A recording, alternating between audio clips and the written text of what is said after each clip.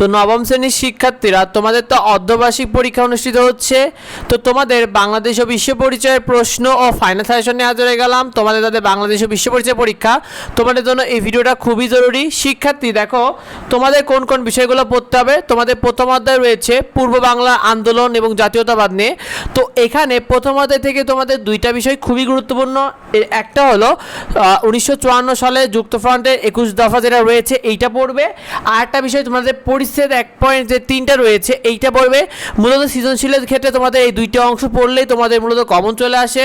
আবার এমসিকিউর জন্য এই দুইটা খুবই গুরুত্বপূর্ণ, সুতরাং অবশ্যই প্রথম অধ্যায় থেকে এই দুইটা দাগিয়ে ফেলো।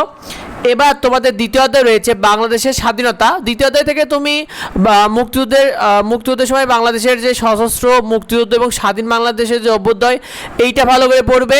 মুজিবনগর সরকারের কার্যক্রম আর মুজিবনগর বিশ্ব জনমত ও বিভিন্ন দেশের ভূমিকা, এই তিনটা অংশ খুব ভালো করে পড়ে ফেলো দ্বিতীয় অধ্যায় থেকে, কারণ সচরাচর তোমাদের এই অংশগুলো থেকে তোমাদের প্রশ্ন এসে থাকে।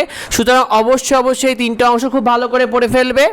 তোমাদের তৃতীয় অধ্যায় রয়েছে সৌরজগৎ ও ভূমণ্ডল। তোমাদের যাদের তৃতীয় অধ্যায় রয়েছে, তৃতীয় অধ্যায় যাদের রয়েছে তারা তোমরা পরিচ্ছেদ 3.1, পরিচ্ছেদ 3.2 এবং জোয়ার ভাটার ধারণা এবং কারণ ও শ্রেণী বিভাগ, এই তিনটা জিনিস ভালো করে পড়বে। কারণ সৌরজগৎ ও ভূমণ্ডল যাদের রয়েছে তাদের জন্য খুবই গুরুত্বপূর্ণ তোমাদের অর্ধবার্ষিক পরীক্ষার ক্ষেত্রে। তোমরা অবশ্যই এইগুলো খুব ভালো করে পড়ে ফেলবে। তোমাদেরকে জানিয়ে দিই, তোমাদের চতুর্থ অধ্যায় রয়েছে বাংলাদেশের ভূপ্রকৃতি ও জলবায়ু। এই ভূপ্রকৃতি ও জলবায়ুতে তোমরা পড়বে পরিচ্ছেদ 4.1 বাংলাদেশের জলবায়ু এবং বাংলাদেশের ভূমিকম্পের কারণ।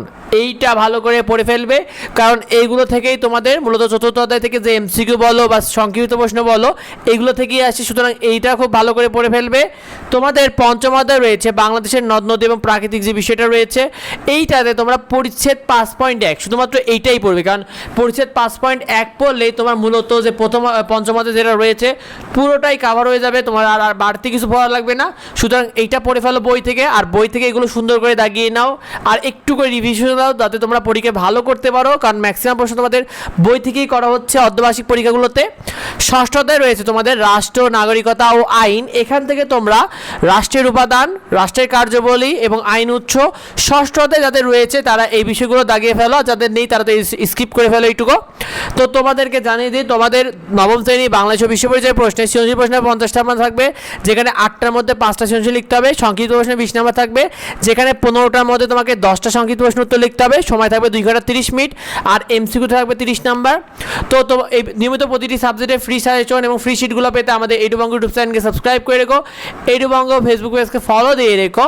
আর তোমাদের কার কি সাজেশন দরকার অবশ্যই কমেন্টে আমাদেরকে জানিয়ে দিও। দেখা হবে পরবর্তী ভিডিওতে। ধন্যবাদ সবাইকে।